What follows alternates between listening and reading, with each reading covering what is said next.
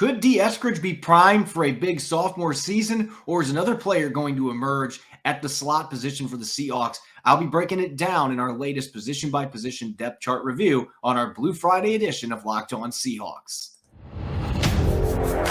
You are Locked On Seahawks, your daily Seattle Seahawks podcast. Part of the Locked On Podcast Network, your team every day.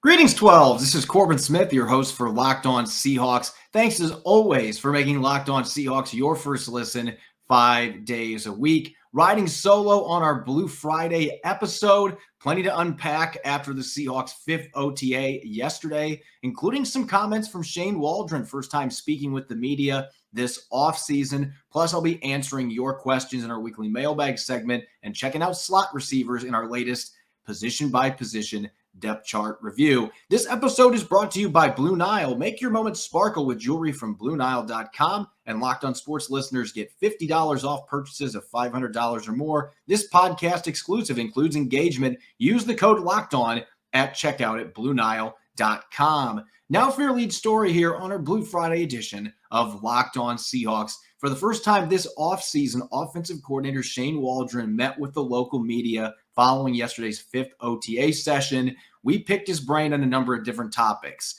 the quarterback competition, trying to adjust to life without Russell Wilson, keeping the run game going after a strong finish to last season. And there were a number of topics to unpack yesterday if you were able to jump over the traditional coach speak and filler that you're going to get from offensive coordinators and coaches. As far as what stood out to me from Waldron's first appearance with the media this offseason, number one, the offense is light years ahead of last season for the Seahawks. They have full OTAs, players returning that are in command of the concepts, and Waldron had some interesting comments in that regard, with Seattle having a normal offseason for the first time since 2019. First of all, it's a lot of fun just being out here and having all these guys out here and getting a chance to work with them every day. So you get a positive start to everyone from a relationship standpoint. We're actually in person with guys and getting a chance to talk with them day in and day out, and not just the X's and O's, but like I said, just developing the human element of the game where you get to know the guys, get to know a little bit more about them as people, and I think that goes a long way when you get into training camp and have a chance to really talk with these guys. And then from a learning standpoint, these guys have a chance, the guys that have been here for a year, they don't have to relearn formations or know anything that's new as far as the verbiage goes. And then it also helps out some of the new guys that are coming in where, their teammates, everyone can help each other along, different than the first year where everyone's learning on the fly. You can't understate how important it is for NFL teams right now to be able to have normal OTAs and mini camps. And again, this is fake football, as Pete Carroll has called it, underwear Olympics, Clint Hurts verbiage, whatever you want to call it. It's not real football. They're not in pads. It's non-contact. But still, for an offensive coordinator like Shane Waldron, who had never been a play caller higher than the high school level going into last season with the Seahawks, these days are critical. He didn't have that luxury last season, and not making excuses, but certainly that makes an already very difficult job that much tougher for somebody like Shane Waldron, especially when you're coming into a situation like he was with Russell Wilson under center. And regardless of what concepts Waldron wanted to bring to the table, Wilson's such a unique quarterback that it really hasn't mattered who's been the play caller. The offense is going to end up looking the same in terms of the type of formations, the way that they're going to distribute pass versus run, things of that nature, where the targets are going. The quarterback has such a direct impact on all of those things, particularly when you're talking about a player like Wilson, who's so different than most quarterbacks in the NFL. And so he's going into this season with somewhat of a clean slate and the ability to really expand on what he taught his players last year. Having a lot of these players returning is a big deal, as he mentioned. So I think first and foremost, that was the most important thing to take away from yesterday, is that a lot of the players that were here last year, they are so much further ahead than what they were. And now they've got these OTAs to continue expanding their knowledge of the offense, get some new concepts in there. And it's helping the newcomers, players like Noah Fant and Drew Lock, that are coming in, learning this new offense, having players that already have an in-depth background in this system. is really a big deal. The second thing that really jumped out to me when you look at Shane Waldron's comments from yesterday, the quarterback reps, this shouldn't be surprising to anybody that has been paying close attention to this, or you've seen quarterback competitions in the NFL in general. They are going to be mixing and matching Geno Smith and Drew Lock with first and second teams for the rest of OTAs. And they've been doing that at other position groups as well. They're not going to be naming a starter right now. So for that reason, you can expect that over the next couple of weeks before they go into that moratorium period between OTAs and training camp, that they're going to be doing what they can at multiple position groups to just try to mix up guys, including at the quarterback position. And that allows you to be able to get used to your teammates. That's part of the reason that it's useful. And second, I mean, right now is really about learning more than anything, since it's not training camp or real football by any means. You're wanting to get those mental reps in. And so they're going to be mixing and matching. They're doing that in a lot of different position groups, some more so than others. And so Drew Lock and Geno Smith, even Jacob Eason, they've been getting those reps in. Along the offensive line, you've got two rookies that you invested top draft picks in Charles Cross and Abe Lucas. But there's been some concern from fans and from people in media, analysts, about starting a pair of rookies in the NFL, especially in this division when you've got players like Nick Bosa in San Francisco, the Rams, all the weapons they've got that can rush the passer. The Cardinals have some talented young guys that can get after the quarterback. This is not an easy division to throw tackles into the fire, and yet Shane Waldron doesn't really have concerns about that, because if those two players end up winning the jobs, by the time they get to the first game, as he quote unquote said, the best guys are playing, they'll have earned those positions. To me, that's the best way to look at this, because you're going to have Stone Forsythe and Jake Curhan coming back in their second seasons. Curhan started 5 games a year ago. Forsythe had 14 snaps total in offense. So it's not like those two players have played a ton of snaps in the NFL themselves. This is a very young position group. So they're going to have those 4 players competing for those 2 spots. I think Charles Cross has got the starting job at left tackle knotted up. Pete Carroll is not going to say that. They're not going to just give him the job, but he's already getting all the first team reps. That's where he's going to be. He's going to be starting at left tackle in week 1. Unless there's an injury, he is going to be the guy. Right tackle, as we've talked about time and time again in this podcast, that's truly a 50-50 proposition, because Curhan did start 5 games last year. There are some questions about Lucas in terms of his pro readiness in the run game. He's going to get a chance to answer those questions when they put on the pads, but it's really tough to evaluate these players along the offensive line right now, more so than any position group, because they really can't do anything other than show you their lateral mobility, their athleticism. They can't block. They're not doing any of that type of stuff until we get to training camp. But once that time comes, if Lucas and Cross both prove they are the 2 best tackles, then Shane Waldron's going to be fine. He's going to be comfortable with that because they earned the positions. And building off of that, looking at the run game, last year, the Seahawks were able to finish the season strong. They won their last 2 games. They had a couple of nice victories late in the season where they were able to rack up running yards. And Rashad Penny was such a key part of that. But the offensive line opening up holes, everything was working as a cohesive unit. You had receivers blocking on the outside. There was a run in the Texans game that Penny broke for a touchdown that was sprung by D. Eskridge making a block from the slot position. So putting all those pieces together, that is really a main focal point for Shane Waldron going into his second season as coordinator. He wants to carry over that momentum that the Seahawks built last year, running the ball the way they did the last 5 or 6 games, whether it's Penny, having Ken Walker III in there, if Chris Carson's back. He wants to maintain that run game where the offensive line is opening up holes, the receivers and the tight ends are actively involved in creating blocks and opening up space for running backs to operate. He wants all 11 players to be involved in that and make this a balanced offense where the play action works off it. It complements their passing attack.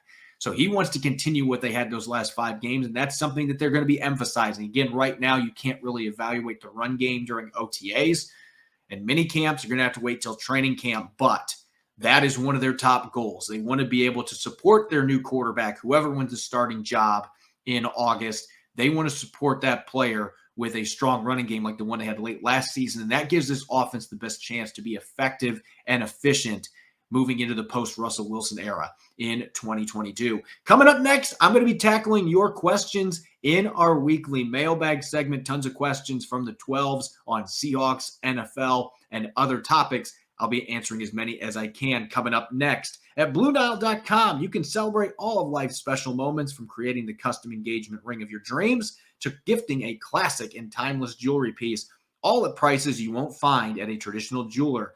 Whether you're ready to pop the question or you're celebrating a milestone moment, find jewelry as unique as her with the modern convenience of online shopping at BlueNile.com. Build the engagement ring of her dreams or celebrate life's special moments with fine jewelry. No matter what you're looking for, Blue Nile has jewelry experts on hand 24/7. Make your moment sparkle with jewelry from BlueNile.com. And Locked On Sports listeners get $50 off purchases of $500 or more. This podcast exclusive includes engagement. Use the code Locked On. Again, that's the code Locked On. Every order is insured, ships free, and arrives in discreet packaging that won't give away what's inside, so you can shop stress-free and find your forever piece. Go to BlueNile.com today.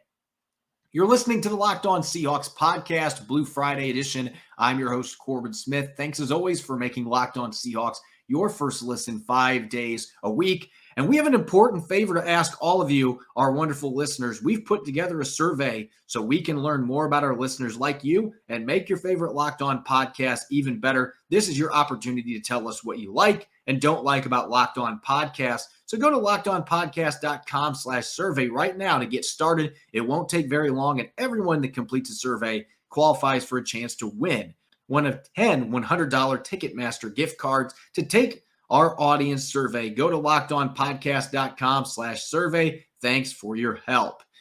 Since it's Blue Friday, it's time for our weekly mailbag segment. Tons of questions from you, the 12s. So let's get to it. Our first one coming from Tori tweets, "What do you miss most about coaching? Is that something you'd have interest in doing again at some point?" Thanks for the question, Tori. I loved coaching, and I coached running backs at the high school level for 6 years, 5 years in Indiana, 1 year out here in the state of Washington at Mount Si High School. Congratulations to head coach Charlie Canoon for retirement as well, one of the best coaches in Washington State history. And I truly believe in 2020, if not for COVID, they would have won a state championship. That team was loaded, but I digress.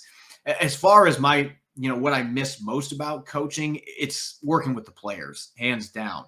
So many great experiences, working with young people, especially when I was coaching in Indianapolis. I had some players that came from really tough backgrounds that were on our roster that were in my position group coaching running backs. And I coached JV, where I was able to work with some younger players at other positions as well. And just being able to provide an outlet for them to be successful and take that confidence into other areas of their lives. That was something that I really loved. I cherished going on the practice field every day and being able to work with kids. That was number one reason that I loved coaching. And as far as whether or not I'd have interest in doing it again, I'm actually going to be coaching at Tyler Lockett's camp on Saturday. Those are the type of things that I still occasionally do. I like to volunteer my time, be involved with coaching kids when I can. Since I'm not in the classroom, the time just isn't necessarily there for me to have a coaching gig. Maybe at some point I could have a part-time job where I come in and work with running backs for a school for a couple of days a week. And I would love that. But I'm pretty happy where I'm at with my current job. So I don't know necessarily, at least at this point, that I'll ever go back to full-time coaching, but it's something that I certainly enjoy. And having the opportunity to be able to coach at camps is something that, fills that void a little bit, to be able to work with young people. So I would never say never. Certainly it could be something down the road that I do, and I enjoyed it, but really love the things that I'm doing nowadays. This is really what my dream job was. Brad tweets, "Why haven't we offered KJ Wright a coaching spot? He clearly wants to be around the team, even if they don't want him as a player anymore. What gives?" So I think that you have to consider everybody that's asked about this, and maybe KJ down the road will want to be a coach and he'll want to be involved. But the time commitment that coaches put in at the facility is just as bad, if not worse, than what players are putting in. It's an incredible time commitment. And that's even as a high school coach that I was just talking about, the number of hours that you spend watching film and trying to prep for games and things like that, along with the practices 5 days a week. Like, those type of things, it eats up your time. It's an incredible investment. And the NFL is just a different animal in that regard, the number of hours that these coaches put in. So a lot of times when players are done playing, they don't want to jump right into being a coach after being out of the league for a few years.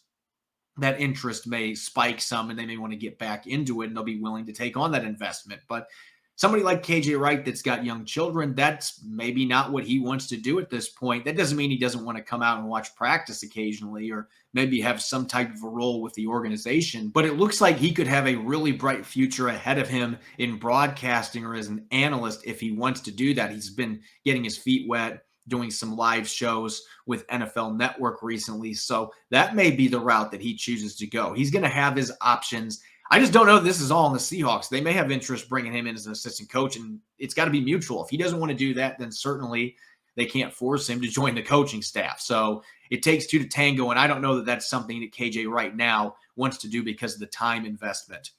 Metro Yo-Yo tweets, if the Seahawks make the playoffs, will Pete Carroll finally win Coach of the Year? I would think if this Seahawks team, Russell Wilson being gone, Bobby Wagner being gone, finds a way to get to the postseason, then it should be a slam dunk for Pete Carroll to finally get that Coach of the Year. If he ends up getting 9, 10-plus wins out of this group, given the turnover, the questions at quarterback, the youth on this roster, the division that they play in, if he's able to do that, then it would be a slam dunk. It'd be a huge upset if he is not named Coach of the Year in that case. So this would be a prime opportunity for him to really show off his coaching chops if he can get this team to the postseason.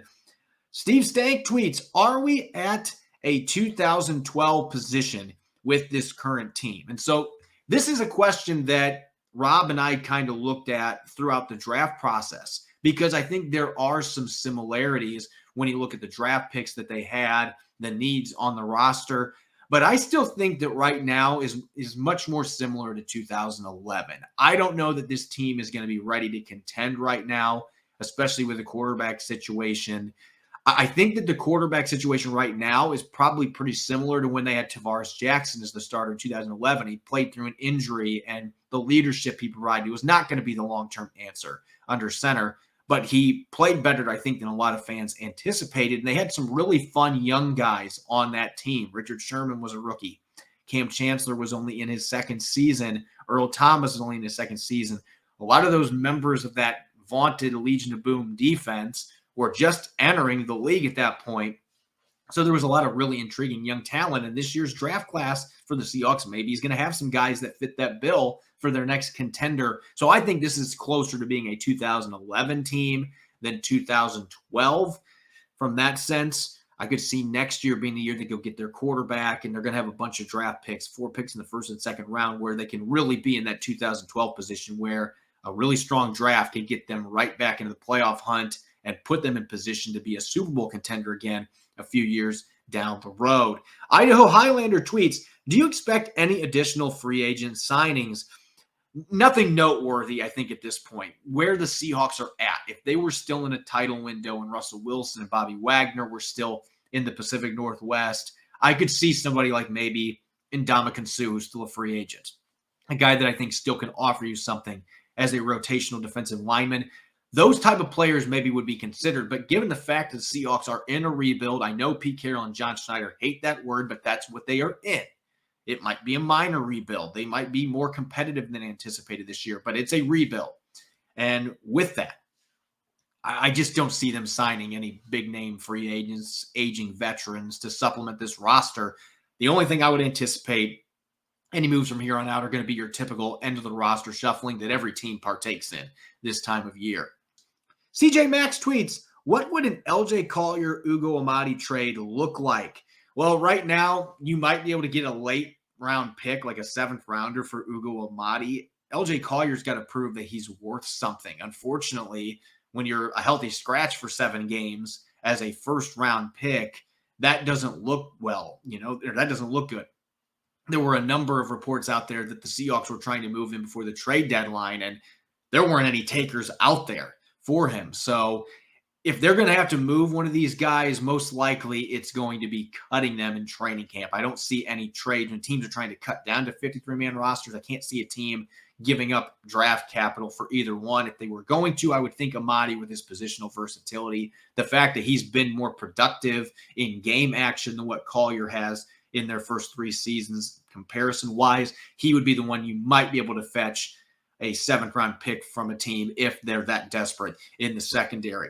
And the last question here from Phil Leidick tweets, how often do you expect the second inside linebacker on the field this year? And does it look like Coleman is in the lead for that nickel spot?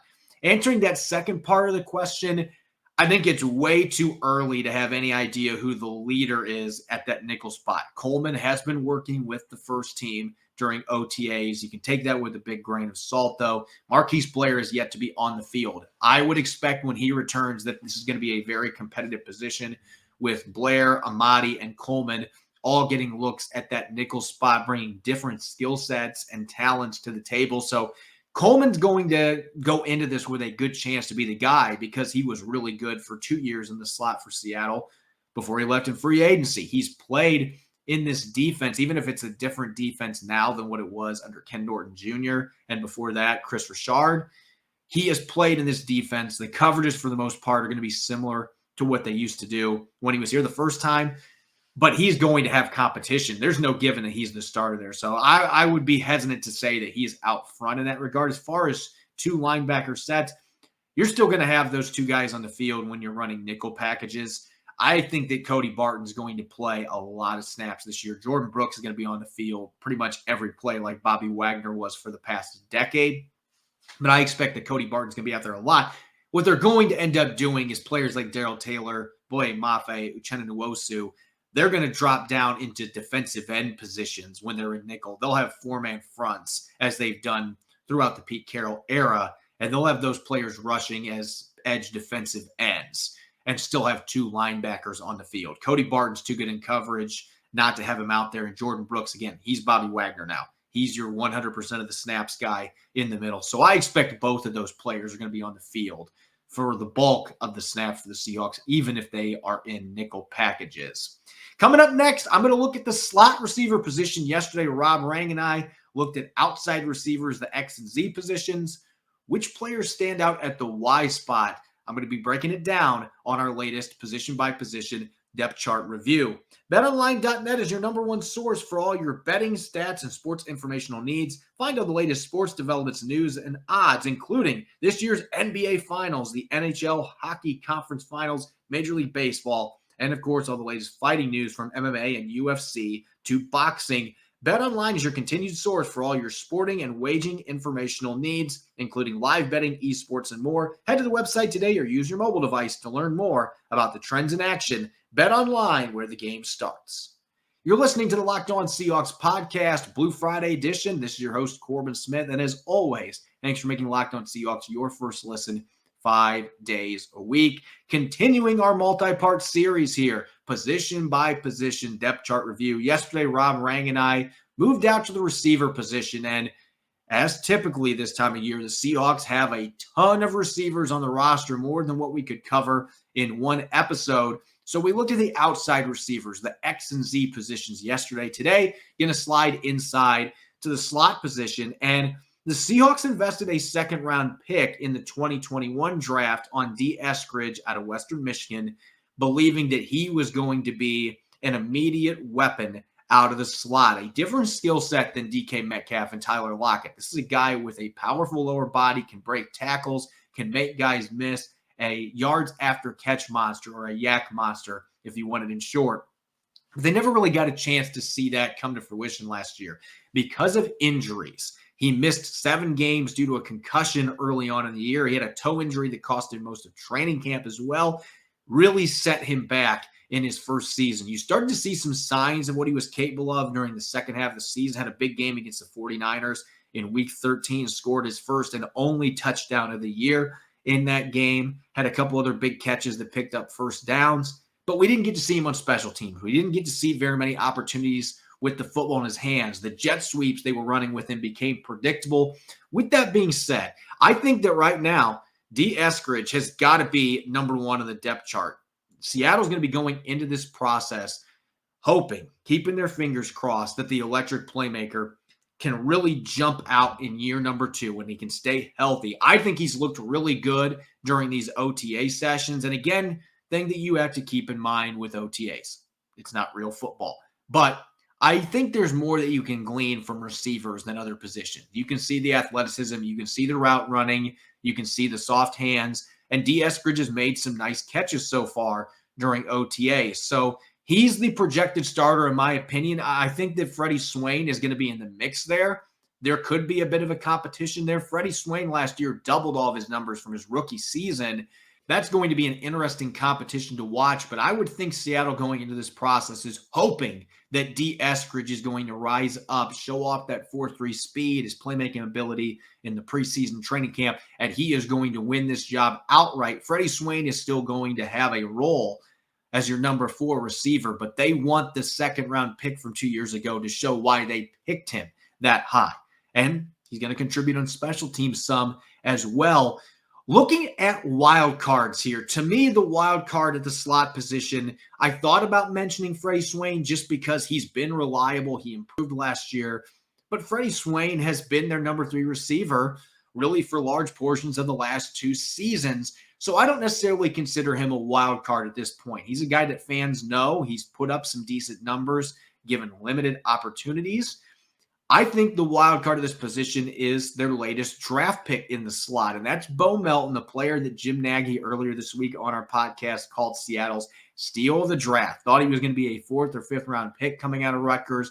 4.34 speed at 5'11", 185 pounds. Not a big receiver, but he's got some of the same traits that D. Eskridge brings to the table. This is a player that can create after the catch like a running back. You can move him all over the formation. He's played some snaps out of the backfield. He's played on the outside. He's returned kicks. He showed at the Senior Bowl he's a better route runner than advertised. Rutgers didn't ask him to run that many different types of routes. Their route tree was not sophisticated. They didn't have the quarterbacks to be able to get the football to him consistently and lead him. So his numbers weren't great either. So there are a number of factors, I think, that went into play that caused him to fall to the 7th round. But this is a kid that has dynamic speed. He ran a 6'8", 1-3 cone too. So he's got good change of direction skills, 38-inch vertical. He's just really athletic. You didn't always see that pop off on tape at Rutgers, but I think a lot of it had to do with the circumstances, who was throwing the football, the offense that he was in. He's going to have an opportunity in camp, at least on special teams, to make a name for himself. And I can see what the speed he brings to the table and his yak ability, being a player that potentially works his way into a 3-way competition with D. Eskridge and Freddie Swain in the slot. I don't know that he's going to be able to get very many opportunities to play on offense as a rookie. He's got the athletic ability. He's got the playmaking ability to be a really fascinating player at that position. As far as sleepers, maybe players that are under the radar, I'm going to go back to a guy a year ago that I was a bit disappointed how things played out for Cade Johnson, because coming out of South Dakota State, this is a player that had really impressive practices at the Senior Bowl. Not the greatest athlete, had a subpar day testing-wise athletically, but some of that had to do with the fact he was nursing a minor soft tissue injury. You look at the production at South Dakota State, scored almost 30 touchdowns as a receiver, one of the best wideouts in the country at that level, and he's such a savvy route runner working out of the slot. So I thought last year that he was going to potentially push for a roster spot, and that never really came to fruition. He started to figure things out a little bit late in the preseason, but by that point, he wasn't going to make the roster. They actually cut him off the practice squad briefly before re-signing him. So things didn't work out quite how I envisioned, but I still look at this kid's route running ability, his soft hands, the production that he has had at the college level, his football IQ. There are things that still jump out to me that suggest that maybe he could make this a bit more interesting in terms of trying to battle for one of those last roster spots. Right now, he'd be on the outside looking in, but he is the sleeper out of this group of 6 players to keep a close eye on, because he brings a number of traits to the table that play well out of the slot. He's got some special teams versatility as well. So this would be a player that I would monitor closely during training camp at the preseason. If he's able to really break out in those preseason games, might be a guy that can sneak his way into the roster the way Penny Hart has the last couple of seasons. And as far as bubble players, the biggest bubble player at this position for the Seahawks is Aaron Fuller. He's been with the roster the last 2 years, mostly on the practice squad. Did get to dress for a few games last year. Former University of Washington standout is at his best running routes from the slot. Maybe not the most athletic guy, but again, another player that brings some route running savvy to the equation. You can run the football with him, has played special teams, and he's a player that the coaching staff seems to be fond of. So he could be another one that maybe year 3 proves to be the charm after being mostly a practice squad player the last 2 years. He's had pretty good production in these OTA practices, made some nice catches. If that can carry over into training camp in the preseason, he's another player that might be on that 50-50 line that has a chance to be a surprise and maybe push for one of those last roster spots at the receiver position. As always, thanks for making Locked On Seahawks your first listen 5 days a week. You can follow me on Twitter at Corbin Smith NFL. Make sure to check out Locked On Seahawks on Apple Podcasts, Google Podcasts, Spotify, and 5 days a week streaming on YouTube. Coming up on Monday, Rob Rang will be rejoining me, and the two of us are going to preview mandatory minicamp. The Seahawks having their 3-day minicamp in the middle of next week. We'll be previewing on the offensive and defensive side of the football. You won't want to miss it. Enjoy your weekend. Thanks for listening. Go Hawks.